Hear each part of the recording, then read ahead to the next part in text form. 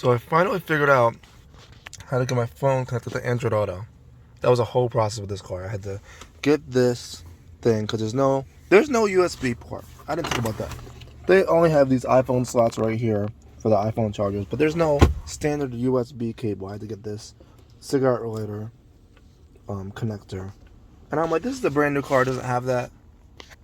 You know, I was looking and on the higher up model that's right here. But I'm like, you can't even get that as a base option. Like, I can't believe that. So it has to connect to this, and then it can connect Bluetooth wirelessly. So I was able to get that to work. So now I have my Android Auto screen right up here, and I have the nav up there. And this is cool because, well, I can't like hit home right here, and this display still be here. I don't think that's how it would work. Let's see. I'm gonna hit home right here. And let's see. So it takes it off here. So this is just, it's not a nav screen, it's just a map now. But it's pretty interesting. Because I now have two map screens, and if you can't have this one up here and the regular nav one here, because it just there's a lot of prints on the screen, but it does one or the other. So it's pretty nice to have that feature. I haven't even walked around the car yet, but I'll do that in a second. So this is it. Very futuristic styling. I like the whole grille treatment with the running lights. Could have better wheels, could be lowered, but it's a nice looking car. I think it's based on a Audi A5. Nice looking car. We'll walk around.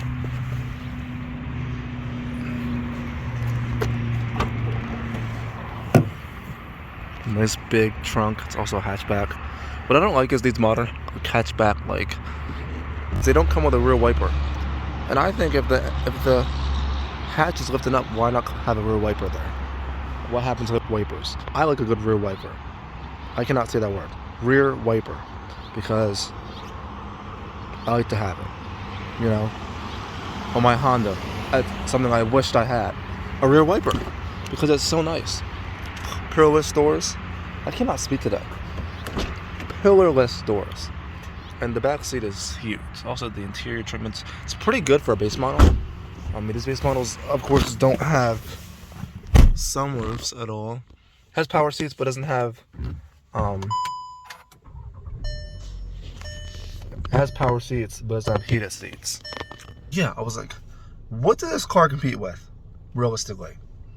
Because I was thinking about this the other day.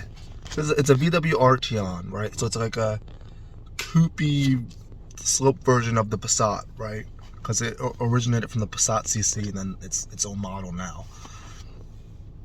But what's it compete with? Because if you think about luxury cars, like this luxury, like sloping roof coupe, that's what they call it. It's not a coupe, but it's coupe because it has a fastback roof.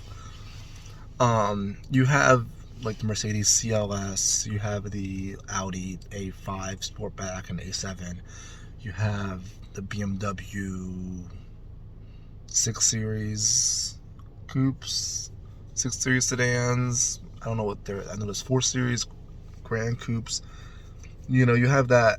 I also was thinking about this before I get into it. Lexus, Acura, and Infiniti don't have this type of luxury like coupe hatchback thing. They don't have it.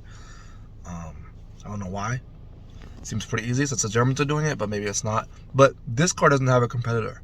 I'm like, what, like mainstream, like Honda, Subaru, none of those brands, Ford, none of those brands have a coupe-esque, you know, bigger sedan, or even smaller sedan.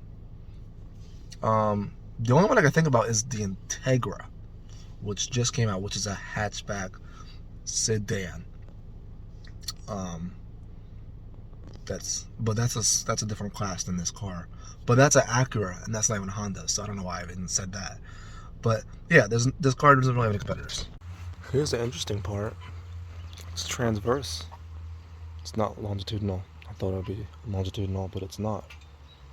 And I'm pretty sure the Audi A5's engine isn't longitudinal.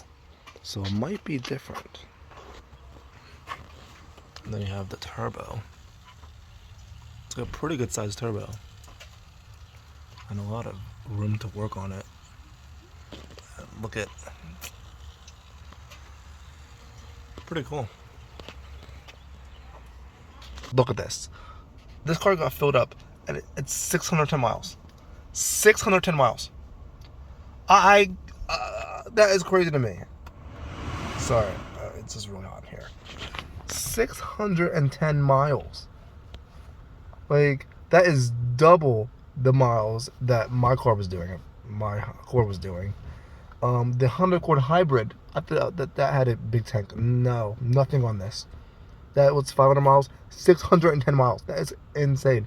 This fuel tank must be huge. And this car is very economical. On the way down here, I was driving a little slow.